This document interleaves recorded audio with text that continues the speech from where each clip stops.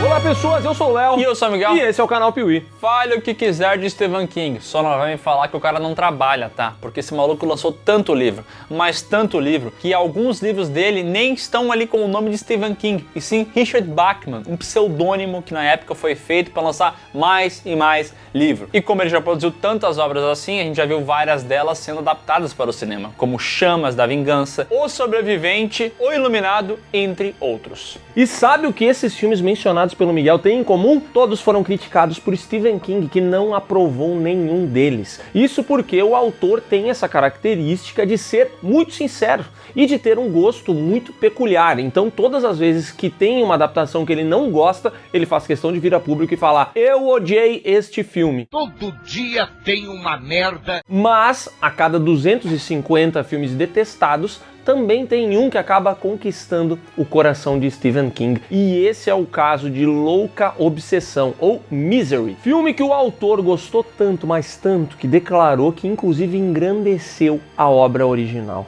Mas afinal de contas, o que Louca Obsessão tem de tão especial assim? Apague as luzes do seu quarto porque tá começando mais um filme Stop aqui no canal Piuí. Eu tenho que admitir que eu tenho uma obsessão que está me deixando louco, cada vez mais louco. Like no vídeo. Eu quero seu like. Me dá seu like. Eu quero seu like!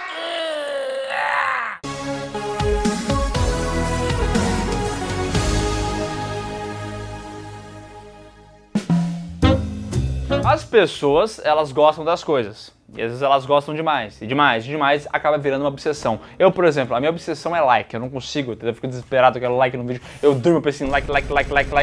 A Annie Wilkes no filme era completamente obcecada pelo Paul Sheldon. Ela começou só gostando, ela lia os livros e tal, mas daqui a pouco, mano, meu Deus do céu, eu preciso disso, estou obcecado. E tem gente por aí que é obcecado em sucesso, em dinheiro, em se dar bem numa carreira e não ficar trabalhando num lugar ruim que não gosta. Mas aí tem uma complicação, pra você chegar nesse local de muito sucesso, isso não cai do céu, entendeu? Você tem que ir atrás, você tem que fazer por onde. E às vezes você não sabe nem como começar. Foi pensando nisso que a Alura criou o Guia do Mochileiro Tech, uma espécie de mapa que vai te ajudar nessa jornada, desde o mais básico, a criação de um currículo, um perfil no LinkedIn, até a sua qualificação, para você entender até partes mais avançadas, como o entendimento de qual é o salário justo para a vaga que você quer, o que você precisa em termos de habilidades para estar competitivo nesse mercado. Tudo isso você vai encontrar no Guia do Mochileiro Tech de graça. E o guia te ajuda até na hora da entrevista, porque tem muita gente que morre de medo de entrevista. Não sabe o que falar, tem medo de ficar nervoso, começa a gaguejar e tal. E aí o guia vai te dar um norte do que você tem que responder, quais são as perguntas mais feitas, como se portar nesse momento. Somando tudo que o guia te oferece, dá mais de 20 materiais. E tudo de graça. Mas vou largar a morta, tá? Se você quiser, o combo perfeito é como chegar e o que você precisa para chegar lá, que são justamente os cursos que você vai encontrar na Alura. Então, no mês de outubro, se você utilizar o cupom do Piuí e fizer a sua matrícula, você vai receber mais 2 meses de graça para continuar os seus estudos na Alura. Então já sabe, né? Quer ser um profissional bom e no futuro ter vários fãs, tipo o Paul Sheldon, que é um cara amado por muitos, você tem que conhecer a Alura. Tomara que você não tenha nenhum fã tipo Annie Wilkes no seu caminho, né? Mas vai saber, né? Não terá, e digo mais, terá muita grana na conta bancária. É o que eu quero. Sabe aquele fã que quer que seu ídolo seja sempre igual? Acontece bastante em bandas, porque o primeiro álbum o cara adora, fala que era bom demais, meu Deus, o segundo álbum é bom também, não é tão bom quanto o primeiro, mas ainda é fiel à banda. Só que a partir do terceiro, o fã começa a reclamar falando: não, você não pode mudar tanto assim, você tem que fazer aquilo que você fazia antes. Isso porque muitas vezes o fã acha que ele é dono da obra, que ele pode simplesmente fazer com que aquele artista se curve perante os anseios dele. Eu sou fã, quero service. E isso também acontece na literatura e Stephen King sabe muito bem disso. Lá na década de 80, ele decidiu sair um pouco do seu conhecido terreno de terror para escrever uma fantasia mais épica. Estamos falando de The Eyes of the Dragon, que foi lançado e automaticamente gerou uma onda de ódio por parte dos fãs do autor, os mais fervorosos, que disseram que aquilo ali não era Stephen King, porque não tinha nada de terror, porque não tinha nada a ver. Eles nunca mais iriam ler nada que fosse feito por Stephen King. Que maldade você fez comigo.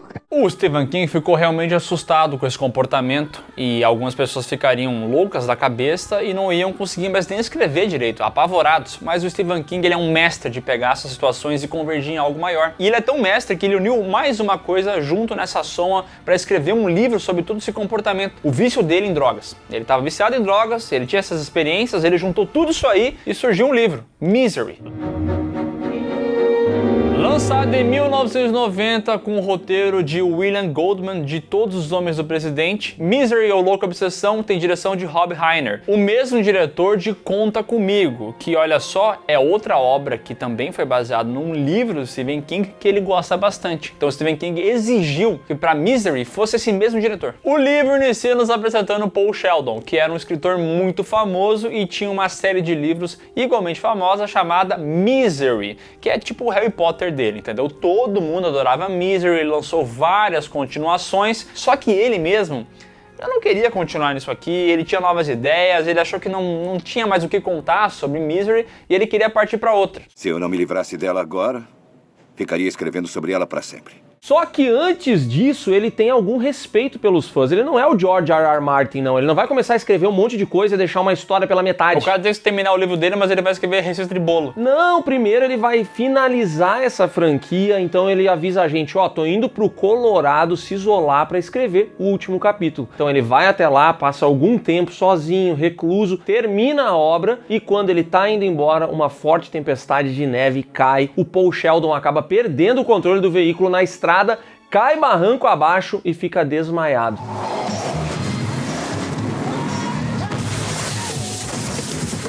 Mas, por sorte, ele é resgatado por uma mulher que passava ali pelo local e que leva a Paul até a sua casa.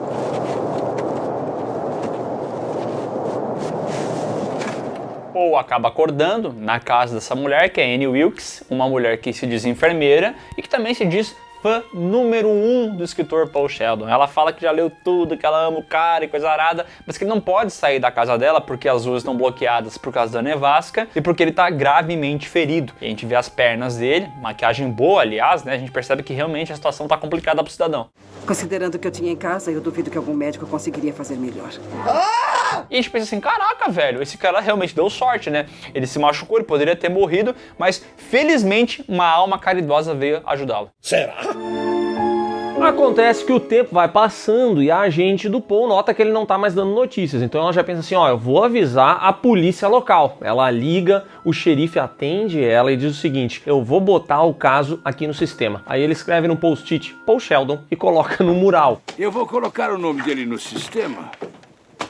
E se surgir alguma coisa, eu ligo imediatamente. E ele promete que vai investigar, mas a gente já percebe que o xerife não tem muita pressa. Até porque é aquele tipo de cidade que não acontece nada. O maior acontecimento é um carro que deslizou na neve. Então, o xerife é meio vagabundo, ele fica pensando, isso não deve ser nada, o cara deve ter sido pra noitada, se atrasou, sei lá. Ele leva isso como qualquer coisa. Foda-se. Em paralelo a isso, o Paul vai conhecendo um pouco mais a Annie. E assim, a Annie é muito cuidadosa, amistosa, gosta muito do cara, mas ela é um pouco esquisitinha. Começa com uns papos meio torto, falando que observava ele no hotel onde ele escrevia o livro, ficava só de olho, o tempo inteiro queria falar, mas ficava meio nervosa, só que sabia todos os hábitos dele, pra onde ele ia, como ele fazia, e graças a isso que ela conseguiu ajudar ele, porque como ela tava de olho nele o tempo todo, a hora que ele se acidentou, ela apareceu ali pra salvá-lo. Na tarde seguinte, eu estava voltando para casa e você estava saindo do hotel. E no meio dessas conversas, ele revela que foi escrever o último livro de Misery, ela fala que, cara, ela sonha em ler esse livro e tudo mais, e o Paul fala, bom, tá aqui a primeira versão dele, pode ler. A Annie se sente lisonjeada, cara, ela fica muito feliz, ela começa a ler essa obra, só que conforme as páginas vão passando, a história vai tomando um rumo que ela não queria. E quando ela chega na parte final do livro e descobre que a Misery, que é a personagem principal desse universo, acaba morrendo, meu irmão, nesse momento ela fica muito, mas muito pistola. Você matou a minha Misery! Não, Annie. E é aqui que ela se revela uma grande doida, porque ela já tinha falado pra ele que tinha ligado, que tinha feito, que ia salvar ele. Aqui ela revela, cara, tu tá preso aqui nas minhas mãos, eu não fiz porra nenhuma e tu tá ferrado agora. E não pense que alguém virá procurar por você. Porque eu nunca liguei pra eles. Ninguém sabe que está aqui. E diferente da maior parte das obras do Stephen King, Misery foca muito mais numa pessoa, num personagem humano. Não tem criaturas alienígenas, monstros sobrenaturais, não, é uma pessoa maluca com uma situação real que pode ser facilmente identificável nos dias de hoje, por exemplo. Você pode lembrar do caso de The Last of Us Parte 2, né? Onde começaram a perseguir lá a Bella Ramsey porque não gostavam dela enquanto ele, ameaçavam ela de um monte de coisa, a guria teve que desativar o Instagram porque não paravam de ir atrás dela. Isso acontece o tempo todo. Toda hora a gente vê uma obra sendo lançada, inúmeros fãs ficam indignados porque a obra não é o que eles imaginavam e assim, eles não podem só desgostar daquilo, eles não podem só não aprovar o que foi feito.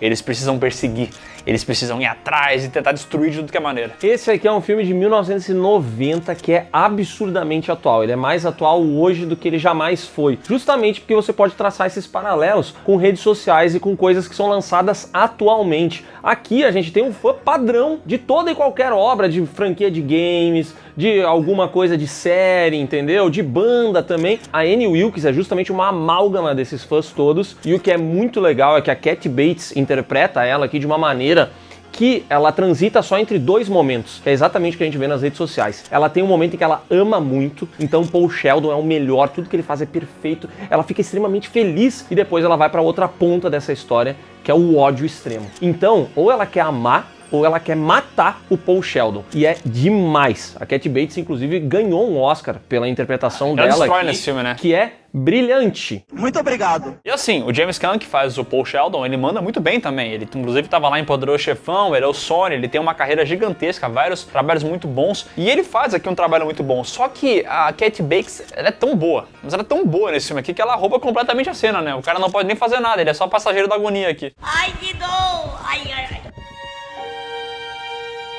E novamente, a gente já falou isso, mas só pra reforçar esse negócio dos fãs e o sentimento que eles têm, que eles não amam só aquela parada ou odeiam, eles se sentem donos daquilo. Eles acham que aquela parada pertence a eles e essa personagem ela é a personificação disso. Olha, tu escreveu uma coisa que eu não gostei, eu sou dono dessa obra, tu vai reescrever o livro de acordo com o que eu quero. E é exatamente isso que a Annie faz, ela dá uma segunda chance ao Paul Sheldon. Ela fala assim, ó, primeiro a gente vai tacar fogo nessa porcaria que você escreveu, aí ela obriga o cara a fazer isso. Deve se livrar dessa imundice. Você quer queimar o meu livro? E aí, cara, vou dizer uma coisa, tá? Pra você que já escreveu alguma coisa muito extensa no Word e perdeu o arquivo, sabe a dor que é perder alguma coisa que tu escreveu. Agora imagina esse cara que digitou manualmente na máquina de escrever, perdendo tudo isso. Oh, meu Deus! Oh, meu Deus! Olha só isso! E o que é muito legal desse filme é que a Annie, ela conhece muito bem o Paul de verdade. Então ele fala assim, ó, beleza, eu queimo isso aqui, que eu já mandei uma cópia pra minha agente, então não tem problema nenhum. E aí ela diz assim, não, eu te conheço, eu sei que você já deu várias declarações falando que você é supersticioso e você não fica fazendo cópias. Quando você tinha 24 anos, escreveu seu primeiro livro e não fez cópia porque achava que não o levariam a sério. Então ela sabe que ele teve que queimar o único registro que ele tinha. E na sequência ela fala assim, agora a gente vai reescrever isso aqui e você vai poder dar a Misery o final que ela merece. Vai escrever um novo romance, a maior obra de todas. O Retorno de Misery. Puta que pariu, a mulher mais louca que eu, caralho! Em paralelo a isso, o xerife, no tempo dele, encontra algumas pistas. Ele começa a procurar por Paul Sheldon, um belo dia ele vai de helicóptero, não acha nada, depois ele vai de novo e encontra o carro do escritor debaixo da neve. E aí a gente vê ele junto com a imprensa, né, e a imprensa noticiando, ó, Paul Sheldon, o famoso autor, acabou sofrendo um acidente, provavelmente está morto e a gente só vai encontrar o corpo dele depois que aconteceu o degelo. O encontraremos depois do primeiro degelo. Isso se os animais não acharem primeiro. Mas o xerife percebe que a porta do motorista foi arrombada, então ele deduz que alguém tirou o Paul Sheldon dali e salvou esse cidadão. Ele não se arrastou para fora do carro sozinho. Está vendo as marcas aqui na porta? Alguém o tirou daqui. E o xerife Buster aqui, o Richard Farnsworth, ele é um cara bem de boa. Tá ali vivendo a vida dele, não quer nada com nada, mas daqui a pouco se interessa e aí começa a querer fazer as coisas. E ele é um personagem que ao mesmo tempo que dá uma agonia dele ser devagar, ele tem o carisma dele, porque ele faz piadinha, ele conversa com o pessoal. Então ele é tipo esse fator humano, porque a gente tá vendo uma maluca completa, um cara que tá ferrado. Então esse xerife ele é meio que o alívio, o respiro do filme, tá ligado? Achei bonito, viu? Apesar de esse filme aqui ter momentos momentos cômicos, tá? Por exemplo, tem cenas aqui em que a Anne tá conversando, falando dos sonhos dela, como ela ama a Misery, como foi importante na vida dela, enquanto o Paul Sheldon tá mijando num recipiente. Aí quando ela termina esse papo, ele entrega a urina pra ela e ela continua falando e sacudindo a urina dele assim, ó. E ele olha pra ela tipo, cara, você é maluca. Não é uma coisa para se fazer sem pensar. É uma questão de respeito. Pra botar uma comparação recente, muito do que a personagem Pearl eu acho que ela se baseou aqui em Misery, tá ligado? Porque é muito parecido esse lance de ser extremamente agradável e positiva, e daqui a pouco ela muda completamente e vira um monstro. Eu acho que a nossa querida neta da Maria Gladys, a Mia Goth, ela assistiu bastante esse filme aqui. É verdade. Entre sorrisos e ameaças, o Paul percebe que ele tem que dar um jeito de sair dali. Então, num belo dia, a Anne deixa cair um grampo de cabelo e ele já surrupia e guarda. E aí ele começa a inventar desculpinhas pra ela, do tipo, ó, eu só consigo escrever se for em papel sulfite 90 gramas, não sei o quê. Vai lá comprar pra mim. Eu não posso trabalhar com esse papel. Ele não absorve a tinta e borra muito. E enquanto ela vai até a cidade, ele pega aquele grampo e fala o seguinte, ó, eu já escrevi sobre isso muitas vezes, não é possível que eu não vou conseguir abrir uma porta. E de fato ele consegue. Ele se coloca numa cadeira de rodas com muita dor, vai até a porta e usando um grampo ele abre e começa a explorar a casa dela. E você fica tenso, porque a gente vai vendo cenas da desgraçada indo comprar papel, enquanto o nosso Sheldon aqui tá indo pela casa procurando um telefone que ele não encontra, quando ele quase derruba um pinguim, que depois vai ser relevante na história, mas ele consegue segurar a tempo. Então ele tá passando pela casa, tentando escapar, não consegue, tudo trancado, e daqui a pouco a gente percebe que ela tá voltando pra casa. E ele ainda não tá no local onde ele deveria estar. E aí você começa, ai meu Deus!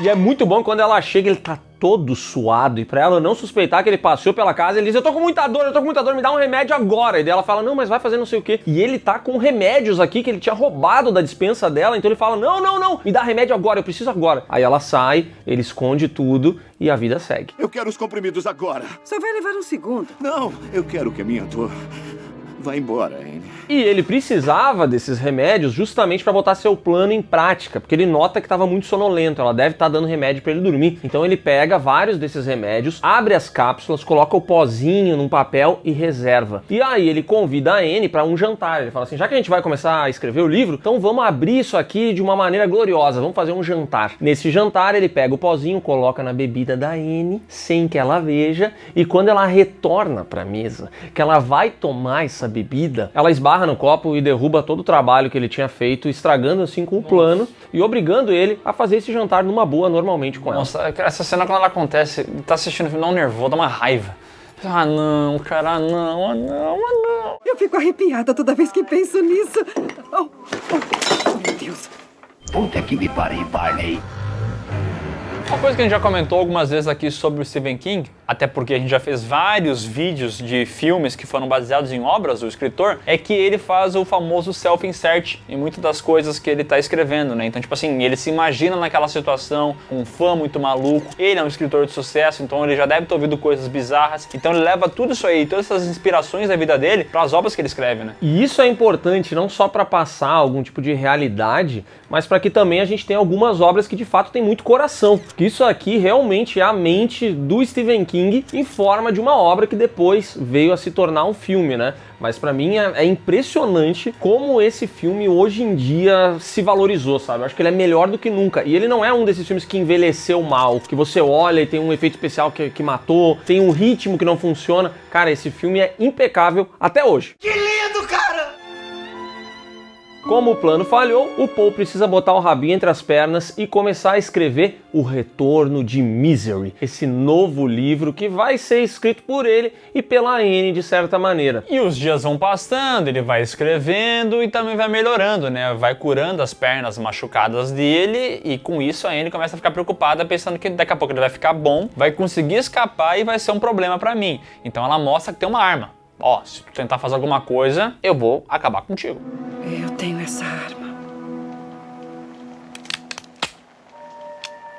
O Paul então percebe que a situação tá ficando complicada e em uma daquelas fugidinhas que ele dá, ele vai até a cozinha, pega uma faca, treina como vai fazer pra matar a Anne e guarda ela embaixo do colchão. Essa é a faca AK-47. Nessa saída, aliás, ele também encontra um álbum de memórias da Annie, tem algumas fotinhos dela ainda criança, e aí depois vai mostrando a ascensão dela enquanto enfermeira até se tornar chefe de um hospital. Acontece que ao longo desse caminho sempre aconteceram algumas mortes meio estranhas e a Annie assumia algum posto importante. E depois que ela virou a chefe de uma ala pediátrica, diversos casos envolvendo mortes de crianças e bebês aconteceram e ela sempre esteve relacionada. Então ela acabou sendo condenada por esses casos, mas no fim das contas, por falta de evidências, foi libertada. Enfermeira atrás das grades acusada das mortes de bebês. E a gente achava que ele fazia essas escapadinhas investigando a casa sem que ela soubesse disso. Mas é que ela sabia assim. Lembra daquele pinguim que eu comentei? Acontece que quando ele foi posicionar no local onde ele estava originalmente, ele posicionou um pouco errado. E a Annie, maluca do jeito que é, neurótica, conseguiu perceber isso e entendeu que ele estava fazendo coisas erradas. A Annie é o nerd do action figure. Botou o Wolverine com a mão um pouco mais alta do que ele estava, ela já percebe que a garra tá diferente. O pinguim de cerâmica na sala fica sempre virado para o sul. Ela confronta o Paul e ele decide que é hora de agir, então já pega a faca embaixo do colchão e percebe que a faca não tá mais ali, porque a Annie não é boba, tirou aquilo do local e, vendo que o Paul não tá respeitando as regras, então ela decide, quer saber? Agora eu não vou mais ter esse medo de que você vai ficar bom, não. Ela deixa ele ali na cama, posiciona uma madeira entre as duas pernas, entre os dois tornozelos dele e dá uma paulada, uma marretada em cada pé, quebrando assim os dois tornozelos do homem, né? Ai, meu Deus, cara. Pelo amor de Deus. É pro seu bem. Annie, por favor. Não. E na sequência ainda afirma que ama ele muito, mostrando como a mente dela é completamente deslocada da realidade, assim. Ela ama e odeia o cara na mesma medida. Porque eu amo de verdade. Essa cena é agonizante e ela nem tava no livro, né? No livro, sim, tem um acidente com o Paul Sheldon onde ele acaba perdendo um pé, mas é por meio de uma machadada. E o Rob Reiner pensou que, pô, machadada vai fazer com que sangre muito, talvez a pessoa até poderia morrer. Vamos fazer uma coisa mais realista, um dano ali que vai fazer com que ele não consiga andar, mas que seja mais aplicável, principalmente a função dela enquanto enfermeira. Ela entende o que ela pode fazer, os limites que ela pode chegar. Tinha que ser o Chaves mesmo. No mais, as mudanças que o filme tem com relação à obra original são sutis. Estão mais na personalidade do Paul Sheldon, por exemplo, que é um cara muito irônico, muito sarcástico. Então a Annie pergunta pra ele, por exemplo, tá tudo bem? Ele fala, sim, nossa, tá tudo maravilhoso aqui. Ele vive fazendo essas coisas. E a Annie no livro é muito mais cruel. Então ela faz, por exemplo, o Paul tomar medicações com água suja, sabe? Aqui não tem isso, porque o Rob Reiner queria fazer realmente uma espécie de fã um pouco mais realista, né? Ele não queria partir para um exagero tão grande. Ele entendia que essa fã, assim como acontece na vida real, ainda precisava amar o seu ídolo, não podia ser uma tortura completa. Eu nunca te amo. Enquanto o Paul come o pão que a Annie amassou, a gente também vê a demorada e, nossa, arrastada investigação do xerife Buster. Daqui a pouco ele tá ali, passando pela cidade e percebe que a Annie se envolve numa discussão no trânsito. E começa a ir atrás da mulher pra ver se, talvez se ele encontra alguma coisa, né? Ele já tá meio que perdendo as esperanças, ele não sabe mais o que fazer. Enfermeira atrás das grades. Ele conhece o passado da Annie, vai atrás de algumas notícias em que ela esteve envolvida e ele encontra em um desses jornais uma declaração que ela deu que vem justamente de um livro do Paul Sheldon, onde ela diz o seguinte: deixa um like nesse vídeo. Não, na verdade ela dizia o seguinte, ó, inscreva-se no canal. Pare de encher meu saco! Como ele estava lendo todos os livros de Misery para conhecer o Paul Sheldon, ele percebe essa conexão, vai até a livraria local, descobre que a Annie compra todos os livros do Paul Sheldon que chega lá, e aí ele decide investigar a casa dela. Quando ele chega no local, a Annie já dá um jeito de drogar o Paul Sheldon, coloca ele no porão, deixa ele quietinho lá e recebe o xerife, que faz uma varredura pela casa, mas não encontra nada de concreto para poder acusar ela. Então ele decide que vai embora e nesse momento ele começa a ouvir barulhos. São os gritos do Paul Sheldon que acordou. O xerife então volta para dentro da casa para tentar salvar ele e encontra o Paul Sheldon no porão e nesse momento a Annie aparece atrás dele com uma espingarda e dá um tirambaço de 12 no peito do xerife. Sr. Sheldon. Nessa parte, cara, é um misto de sensações, porque tu fica ali achando que, pô, finalmente ele vai ser resgatado daquelas mãos cruéis da Annie. Só que quando ela tira no xerife, você fala, não, acabou tudo, já era, não tem mais o que fazer. Me fudi! Após isso, ela tá pra lá de Bagdá da cabeça e fala pra ele, olha, nosso tempo no mundo está acabando, Paul. Vamos tirar a vida juntos. Vamos morrer dessa forma poética, juntos. Só que o Sheldon é bom de lábia também, então ele consegue falar assim, não, vamos terminar o livro. Falta o último capítulo. E em paralelo a isso, ele consegue esconder fluido de isqueiro na calça dele.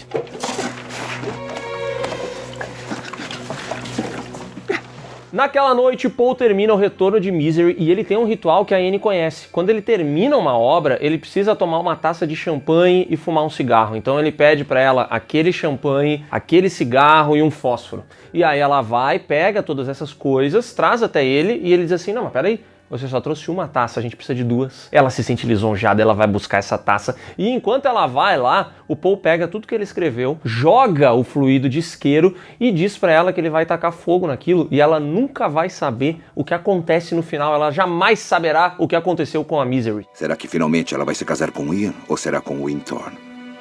Está tudo aqui.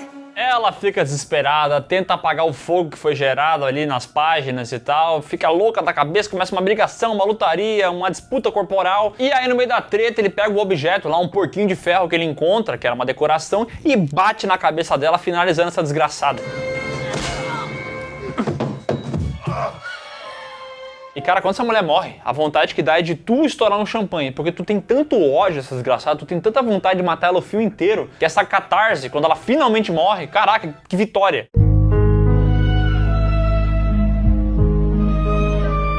O filme então corta, 18 meses se passam e Paul Sheldon está comemorando o sucesso do seu mais novo lançamento, o livro que encerra a saga Misery do jeito que ele queria. E nesse momento a agente dele fala pra ele assim, falando sério, sabe o que seria sucesso? Você escrever um livro baseado na experiência que você teve com essa maluca. Essa obra venderia que nem água. Mas ele nega, falando que não superou muito bem essa história toda ainda, e isso é até exemplificado quando uma garçonete chega ali na mesa e fala pra ele que ela é a fã número 1 dele. E a gente percebe por meio disso aí, da expressão facial também dele, que essa memória desgraçada vai perseguir ele pelo resto da vida. Eu gostaria de dizer que sou sua fã número 1. É muita gentileza sua. Misery, ou Louca Obsessão, custou 20 milhões e faturou 61. E as críticas foram positivas, ressaltando especialmente a atuação da Kathy Bates, que manda muito, mas muito bem. Caraca, aqui ela destrói no papel, e o James Caan também é muito bom, só que assim, ela é tão boa que ela acaba ofuscando às vezes o ator, sabe? Muita gente se incomoda com o final desse filme por ele ser um pouco óbvio, já que acaba mesmo numa trocação física entre os dois personagens e o Paul Sheldon acaba levando a melhor. Mas honestamente, eu acho que ele termina redondinho, tá tudo bem, não precisa reinventar a roda. E eu gosto muito do final, em que ele aparece tendo essas alucinações com a Anne, porque isso também demonstra um pouco de como o Stephen King e tantos outros autores e artistas acabam se sentindo com relação a isso, né? Por mais que ele tenha superado aquele caso, sempre vai ficar lá no fundinho da mente dele assim, aquela pulguinha que diz: mas será que eu posso mesmo fazer isso? Será que eu posso fazer aquilo? Como que isso vai ser recebido pelos meus fãs? Ele vai carregar essa miséria pelo resto da vida. Eu não vou dizer que esse filme aqui previu o futuro, porque nessa época já existia o fã de Iron Maiden que só gostava do vocalista original, o fã de não sei qual banda que só gostava do primeiro álbum, mas de fato ele é um filme mais atual do que nunca, é um feijão com arroz muito bem feito. E também serviu de base pra muita coisa que a gente viu recentemente, né? Como eu falei do X e tal, tem uma parada um pouco disso no Pearl, também tem disso lá em Sorria 2, com o lance dos fãs e tal. Recentemente teve esse filme desgraçado aí do Weeknd, Hurry Up Tomorrow, que tenta se basear um pouco nessa parada. Então é um livro, um filme muito influente e que assim, pode ser que muita gente não curta, por causa não vai gostar do pace do filme, que é um pouco mais lento aqui ou ali, mas que com certeza aqui pro Piuí é um filme top, né? Com certeza. Então é isso, pessoal. Deixa um like no vídeo agora na mesa, se inscreve no canal, marca o sininho, comenta sua opinião a respeito de Louca Obsessão. E não se esqueça de conferir aqui na descrição os links que vão levar você para as nossas redes sociais, para as lives do Miguel, para o PeeWeeCast e para a loja onde você encontra as roupinhas do canal Piuí.